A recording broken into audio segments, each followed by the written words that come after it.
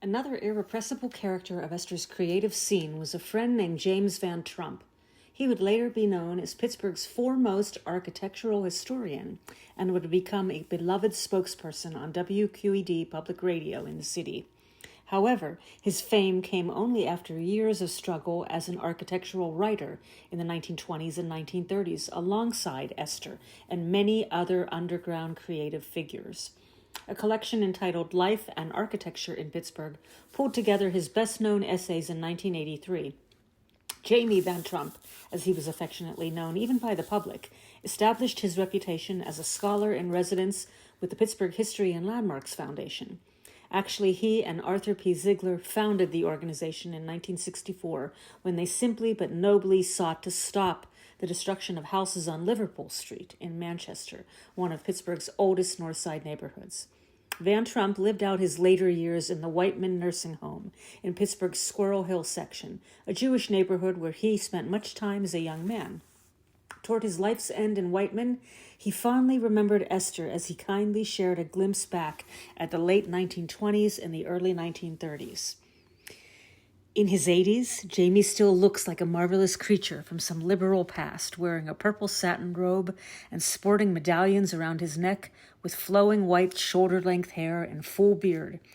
Being handed some articles written about Esther Phillips from a 1991 posthumous Pittsburgh show of her work, he was with interest now perusing the text and few photos from his bed. Examining especially some professional studio shots of a young Esther so brought him back to that beloved time period that he soon begins to forge ahead, delectably verbalizing his memories, to have the opportunity to reminisce, to retell of this time long ago, of the creative way of being that he shared with Esther and others, seems intoxicating to him. Jamie admittedly knew Esther, quote, not well, but as part of the scene that I myself was a part of that time. She kept turning up, you know. I never called her Esther, but Flippy, and that's because she was rather flyaway. She always seemed to be what we'd call slap-happy. All the amenities of civilized life didn't seem to mean much to her. Van Trump next intimates that perhaps this made her difficult to live with. Quote, she was definitely social and often kind of silly. One could enjoy her when she was in one of her flippy moods. I thought she was funny, amusing, and so did others, our little potpourri of friends. He remembers first meeting Esther through poet-writer Merle Hoyleman. Jamie carries on his drama with tales of the Pittsburgh artistic underground community. Gladys, Merle, Van Trump, Sybal Barsky, Mary Shaw, a friend by the name of Ernie Wright, Esther, and others would hit all the parties scattered about town and frequented by artists, musicians, and the like. The friends also met at the Jewish Y on Bellefield St, a point of convergence where all the creative folk, especially writers, gathered for talk. Between 1933 and 1935, apparently Esther hung out much with Gladys, who, like Van Trump, was about 6 years younger than she was. Though, quote, all the artistic people were drawn to Gladys, Van Trump never thought anyone was Gladys's equal as much as Esther. They were a real pair. Van Trump's wayward story continues. It was true, Esther had nothing. He suggests that if Esther's family did have money, he did not know them well. It didn't show on her person or the life she was living. Her lifestyle might not have been everything, but somehow or other she was a free soul, he said. As he seemingly tries to establish exactly what he feels, Van Trump haltingly voices, I often thought, it seemed to me that her looseness of life rather informed her art, although again, I'm not sure. When I look at some of the things she did, she had an attic room in an old Victorian mansion on Dithridge St, the top story. It only had one dormer. She took the glass out. We said, why did you take the window out? Her response was, oh, the rain can now come in. I like that. He alternates from the recollections of the lighthearted, amusing Flippy to the more serious impressions of Esther, from her silliness to her yet almost, quote, exotic, flowing manner. He pausing to sync a memory with a look on Esther's face in a photograph he holds. She was dizzy, always laughing and carrying on, and yet this photo, it was a studio shot of Esther done by Pittsburgh photographer Swank, I think reveals the inner life of the artist.